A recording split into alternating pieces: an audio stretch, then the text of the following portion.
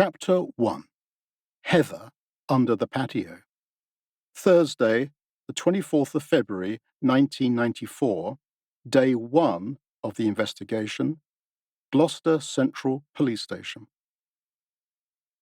A scruffy, middle-aged man in working clothes, short, with curly brown hair, bushy sideburns and bushy eyebrows, a broken, misshapen nose and dull blue eyes, walked out of the rain into Gloucester Central Police Station at 7:50 p.m. and asked to see Detective Constable Hazel Savage. The police station was within a large office building in the centre of Gloucester, one of Britain's smallest cities, containing divisional headquarters. The visitor wanted to know why the police were at his house, upsetting his wife. D.C. Savage took him to an interview room on the first floor, where they were joined by a second officer. A cassette tape recorder was switched on. D.C. Savage began. "First of all, can you give us your full name?" Fred West replied, "Frederick Warder Stephen West." "And your age?" 52. "Thank you. And your address?" 25 Cromwell Street, Gloucester.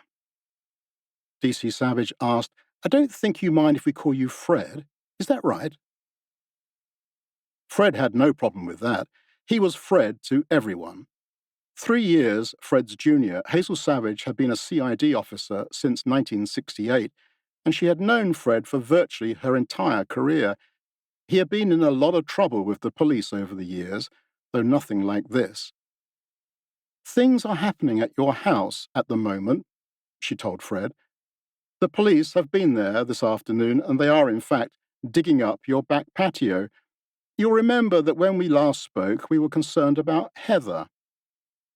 Heather was the eldest daughter of Fred and his wife, Rose West. She hadn't been seen since she was 16, nearly 7 years ago. "Let's go back to the beginning, Fred, and talk about how and when Heather disappeared." "Heather wanted to disappear, right?"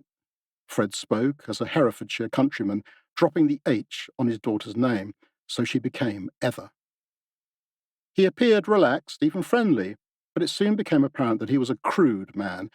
He told D.C. Savage that his daughter left home after a family row to do with an older female friend of hers, who, he said, wore a very short skirt, just about to the bottom of her knickers. You know, if she bent or lifted that, you could see everything.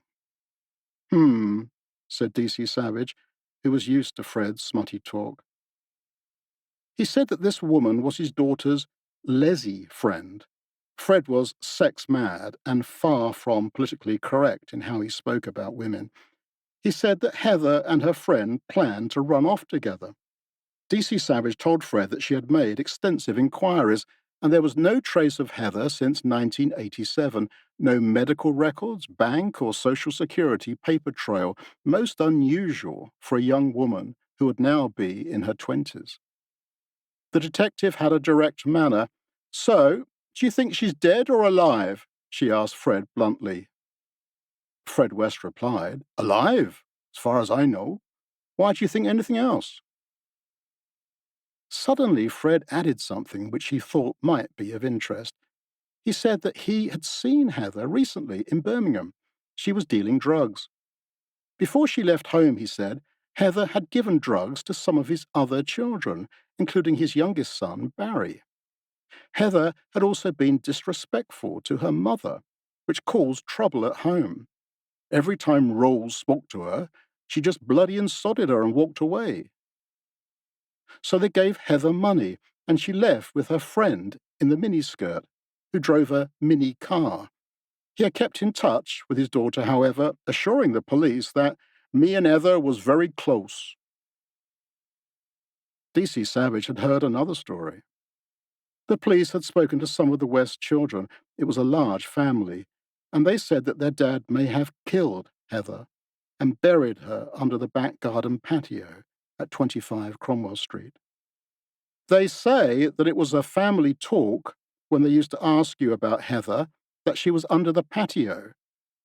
Savage told Fred, "Now, if that is true, and you're laughing, Oh, for God's sake, I mean, do you believe it? He chuckled. I mean, you're digging me place up, so carry on doing it. DC Hazel Sandwich replied, That's right. And obviously, if there's anybody under there, Fred, we will find them. But if there is nobody under there, you would have dug that up for nothing. But you'll put my patio back. Fred didn't seem at all worried. He gave the impression of being a carefree fellow who knew his rights and would be quick to demand compensation if, as he suggested, the police were making a big mistake.